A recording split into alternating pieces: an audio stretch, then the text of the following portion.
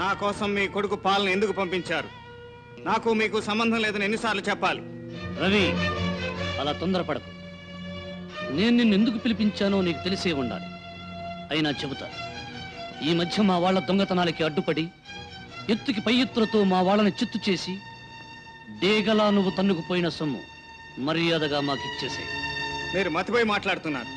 నేను మీ మనుషులకు అడ్డుపడి మీ సొమ్ము కొట్టేయటం ఏమిటి? నువ్వు తెలివిగా మాట్లాడి తప్పించుకోవాలనుకుంటున్నావని తెలుసుకోగలడు ఈ cobra. That is cobra's greatness. Greatness కాదు, మీ ఫూలిష్నెస్. మీరు పొరబడుతున్నారు. అంటే నా ముఠా వాళ్ళను దెబ్బ కొడుతున్నది నువ్వు కాదంటావు? కాదు, మీ ముఠాకే కాదు, నీచ పనులు చేసే ఏ ముఠాకి నాకు ఏ సంబంధం లేదు. నీచపు పనులు అంటున్నావు. ఇలాంటివి గతంలో నువ్వు చేయలేదా? అవును, ఒకప్పుడు చేశాను.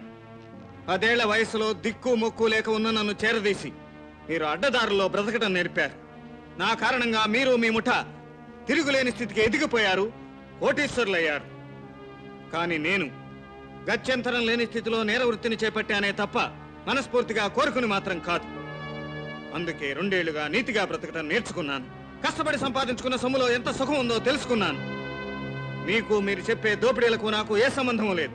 ఆల్ రైట్ రవితేజ్, నీ మాటల్లోని నిజాయితీని అర్థం చేసుకున్నాను.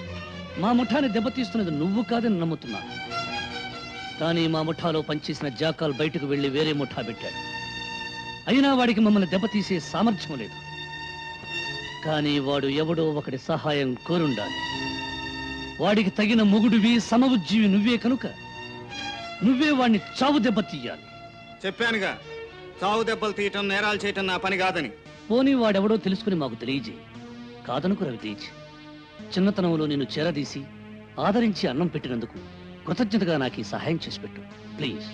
సరే, మిమ్మల్ని దెబ్బతీస్తున్నది నేను కాదని నిరూపించుకోవడానికి ఒకప్పుడు మీరు నాకు చేసిన సాయానికి ప్రతిఫలంగా ఆ మనిషి ఎవరో తెలుసుకుని మీకు చెబుతాను. తర్వాత మీరు నా జోలికి రాకూడదు. వస్తా.